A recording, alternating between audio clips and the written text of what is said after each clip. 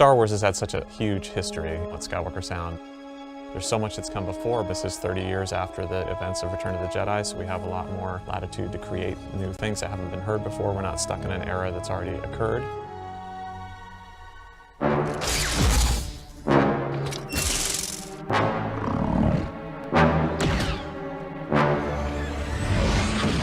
You want to hear Chewbacca growl talk.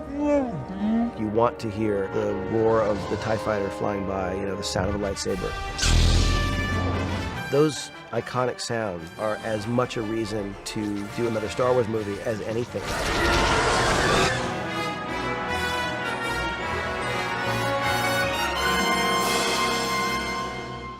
It's a huge sound design job. They're coming up with all sorts of sounds and letting us go back to the sounds that we knew before.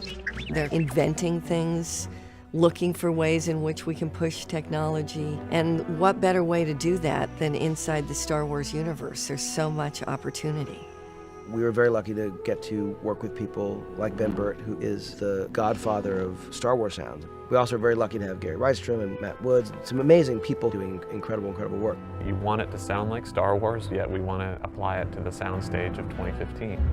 I went out to the set pretty early. JJ gave us a pitch for the movie, so we really felt included as a sound team really early on. It looked amazing. Well, it looked like Star Wars, first of all, which is a good thing, but it was exciting, the possibilities that it opened up.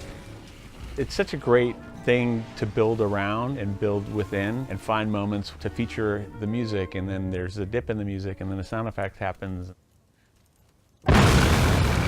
So much of Star Wars is about that. The film is kind of telling you what needs to happen. There's times when the motion's a lot faster in some of the action sequences than they were in the originals. We have to adapt for that. Obviously working with JJ and where he wants it to keep this legacy going forward. When we were either developing a new sound for a creature or a droid, I know JJ would say a lot, when I close my eyes, if that character was standing on the other side of the door speaking, I would know that was that character. BB-8 was one of the early sounds we had to develop because it was going to be so iconic for the movie, and that was a pure JJ character, BB-8. He was very motivated to find something original. So we went through a lot of permutations with that. The first iteration of BB-8, he had actor Ben Schwartz come in and fill in where BB-8 would speak. Thank you?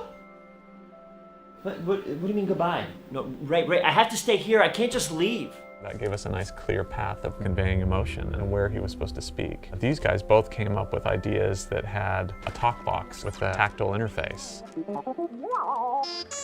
So we had Bill Hader come in. We sat with Bill and recorded with JJ controlling the synthesizer, which you really liked because it was almost like a performance tool, which gave us a huge library of material. Obviously the droid voice was a big part of his character, but the other big part was his motors. BB-8's motors were created by Ben Burtt and Gary Rydstrom, crafted to have that emotional quality so that BB-8 wasn't actually speaking.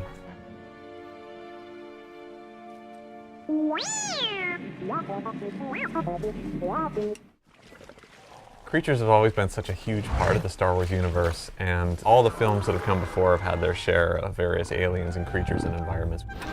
And in this particular film, we've got Tito, we've got Eloasti. The entire Maz's bar.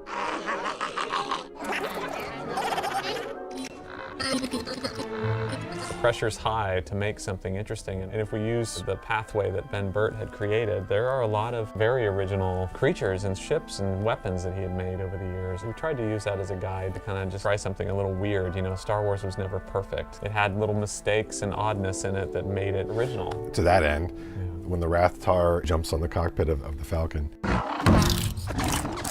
he's choking on the cockpit, basically. And that's just me choking. Nice. Putting my finger down my throat and recording that.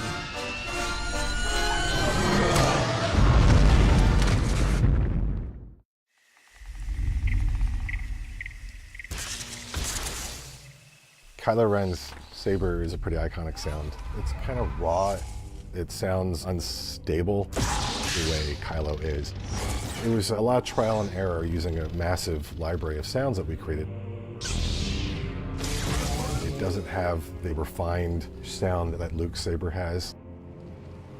I'll show you the dark side. JJ had these ideas that he wanted Kylo Ren's mask to sound like a chainsaw mixed with a Harley Davidson with like a flamethrower to give this compressed, distorted feel for him. I've been waiting for this day for a long time. Because the mask was not to function like Vader's mask to keep him alive. Kylo Ren's mask is purely for intimidation. I will finish what you started.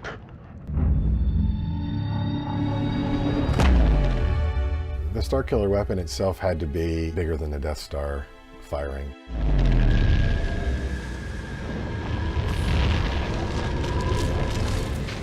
You get the wave through the trees when you come back to the planet, and then it kind of goes into music after that. It gets a little dreamy. As we're mixing, you literally can have 1,000 tracks, and it doesn't necessarily make it better. What is that perfect balance? Because you've got this amazing music that John Williams has written. The dance of music versus sound effects, how do they coexist? It's a real emotional moment. The trick was finding a way to transition out of the most violent thing ever into this really emotional score that John Williams had put together.